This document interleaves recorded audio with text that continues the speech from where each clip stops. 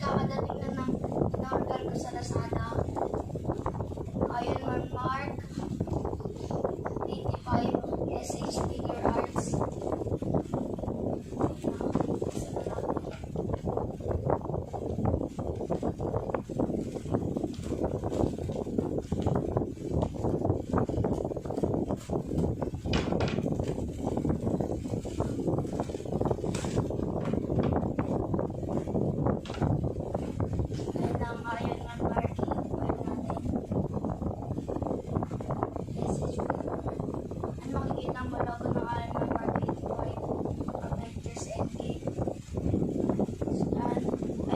Pwede mo i-post sa kanya.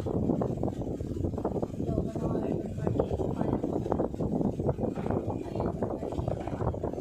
Ayan, sa taas. Ayan, buksan naman natin.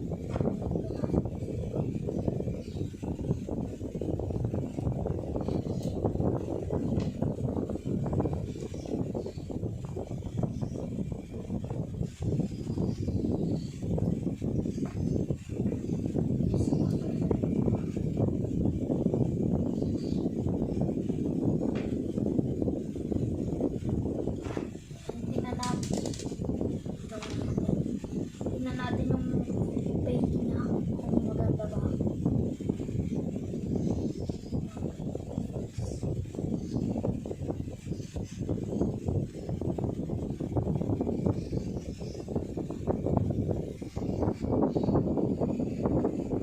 Maganda ang paint niya. Dito naman tayo sa articulation. Ganyan siya kababa. Ganyan niya kababa. Ganyan sa baba. Tapos ganyan nakataas kaya. So, ganda lang ang ikot na. May butterfly joints tayo. Tapos, ganda na kaya ang ikot. Ito kaya nyo mag-protect ang pula. This is the double joints. Kaya nyo siya ikot.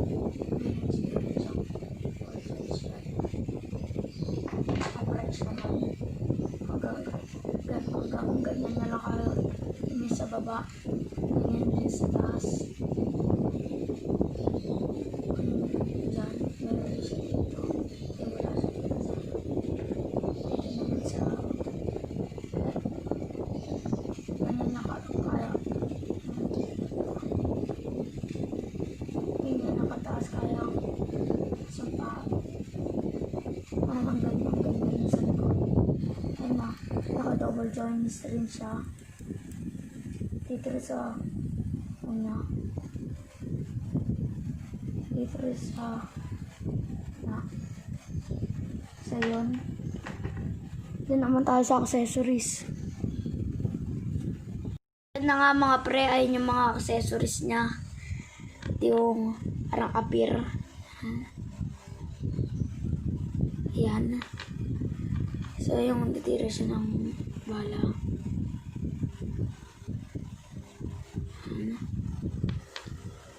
Ito yung dalawang relaxants niya.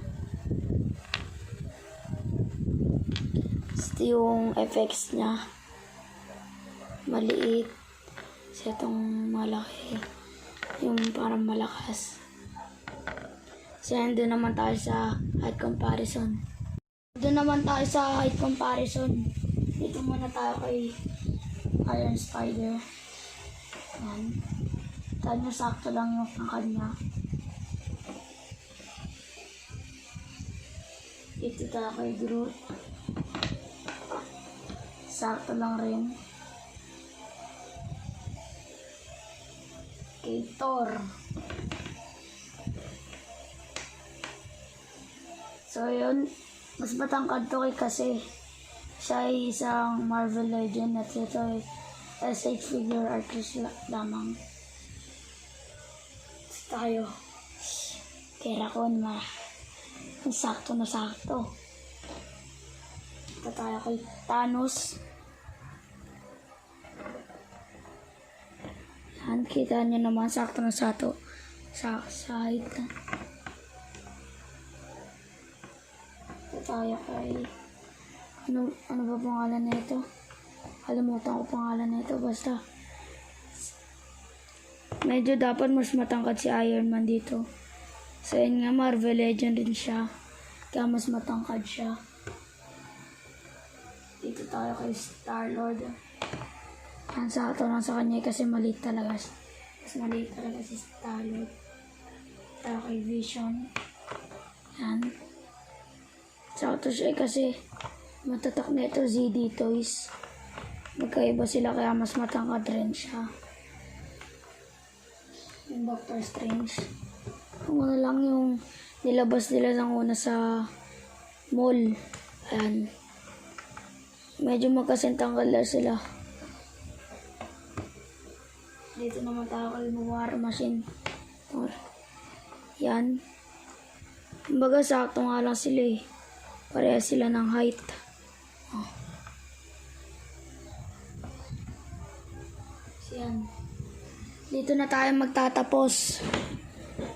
Huwag niyong kalimutan i-click yung subscribe button and click nyo na rin yung bell icon para lalo kayong lagi kayong updated sa mga video natin.